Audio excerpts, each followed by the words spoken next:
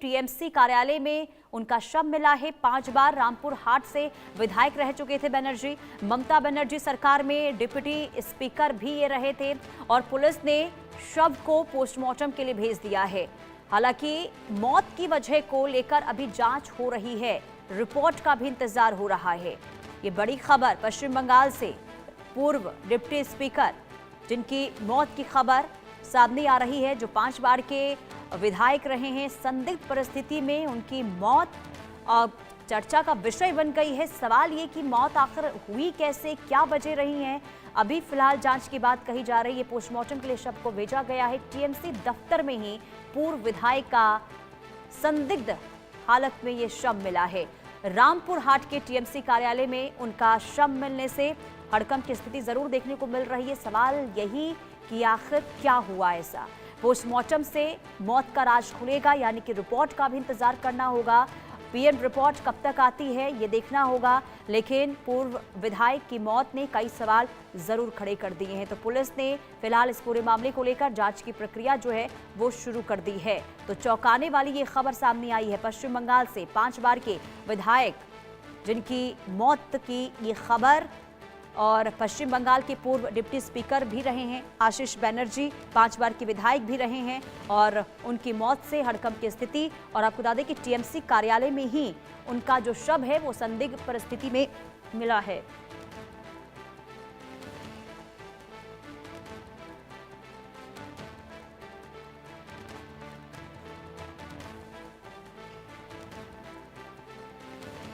फिलहाल पोस्टमार्टम के लिए शव भेजा गया है। पोस्टमार्टम के बाद आगे क्या चीजें सामने आती हैं, रिपोर्ट में क्या जानकारी सामने आती है, ये बहुत ज्यादा महत्वपूर्ण हो जाता है। हालांकि अभी पुलिस लगातार पूछताछ कर रही है और इस पूरे मामले को लेकर जांच भी हो रही है। तो टीएमसी के पूर्व विधायक और पूर्व स्पीकर आशीष बनर्जी टीएमसी दफ्तर में उनकी संदिग्ध परिस्थिति में मौत के बाद हड़कंप की स्थिति। हालांकि अभी देखना यही होगा कि इस पूरे मामले को लेकर आखिर जानकारी दी क्या जाती है पुलिस के द्वारा। पुलिस आगे इस पूरे मामले को लेकर जब जांच करती है, अब आगे क्या और चीजें सामने आ पाती हैं, क्या वो बीमार थे या फिर कोई और वजह थी, क्या रीजन रहा उनकी मौत का, अभी फिलहाल ये साफ नहीं हो पाया है। फिलहाल पोस्टमार्टम रिपोर्ट के बाद ही उनकी मौत का खुलासा हो पाएगा।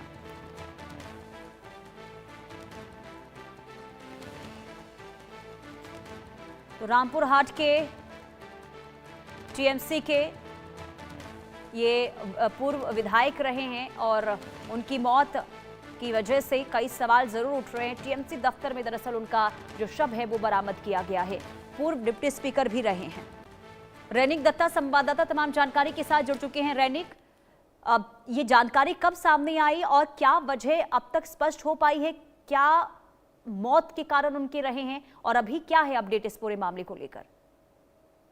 देखिए, तृणमूल कांग्रेस का 5 बार का विधायक रह चुके हैं और उसके साथ साथ ही पश्चिम बंगाल विधानसभा का डिप्टी स्पीकर भी रह चुके हैं और उनका जब सब बरामद किया गया है वो भी तृणमूल कांग्रेस का रामपुर हाट का जो कार्यालय है, जो कि उनका घर के एकदम बाजू में ही है, उस जगह से वो उनका जो बॉडी रिकवर किया गया है। मगर उस बॉडी के साथ साथ ही और एक लेटर भी बरामद किया गया है और लेटर में जो लिखा हुआ है उसमें एकदम स्पष्ट हो रहा है कि तृणमूल हारने के बाद जिस तरीके से लगातार उनके ऊपर आरोप आ रहा था कि वो कटघरे लेते थे, वो तृणमूल कांग्रेस के अंदर में ही एक मेलाइन हो रहा था और उसी को देखते हुए उनके तरफ से ये डिसीजन ऐसा ही चिट्ठी में लिखा गया है। चिट्ठी में ये भी मेंशन किया गया है कि उनके घर में जो भी बेटे हैं वो लोग राजनीति में ना आए और जिस तरीके से उनको मेलाइन किया गया है, उस मेलाइन होने की वजह से उनके तरफ से ये डिसीजन लिया गया है।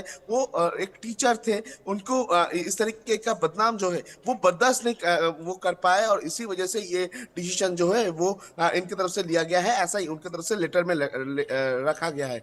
मगर दूसरे तरफ अगर देखा जाए तो पुलिस की तरफ से कहा जा रहा है कि अभी ये बॉडी रिकवर करने के बाद 2 विषय में पुलिस की तरफ से जांच किया जा रहा है। पहला तो है ये जो लेटर बरामद किया गया है, ये लेटर क्या उनका उनका ही लिखा हुआ है, क्या आशीष का ही लिखा हुआ है इस लेटर, और उसके साथ साथ ही ये जानने का कोशिश किया जा रहा है कि उनके गले में जो मार्क है, उस मार्क क्या वो वी मार्क या ओ मार्क है, ये जानने के बाद ही ये पूरा घटना का खुलासा जो है वो होगा, ऐसा ही पुलिस की तरफ से कहा जा रहा है। बॉडी को ऑलरेडी पोस्टमार्टम के लिए भेजा गया है और अभी तक इस पूरा मामले पर तृणमूल कांग्रेस की तरफ से ऑफिशियली कोई स्टेटमेंट नहीं दिया गया है, मगर उनके पुलिस के सूत्र खबर से जो खबर है कि अननेचुरल डेथ का जो मामला वो ऑलरेडी चालू किया गया है, उसी मामले पर जांच जो है वो किया जा रहा है। जो आस पड़ोस के लोग हैं उनको लेकिन रैनिक, पूछताछ जो किया आप जा रहा बता है। रहे हैं कि हार के बाद टीएमसी को जो हार का सामना करना पड़ा, लगातार उन पर प्रेशर बनाया जा रहा था, हार का जिम्मेदार उनको बताया जा रहा था,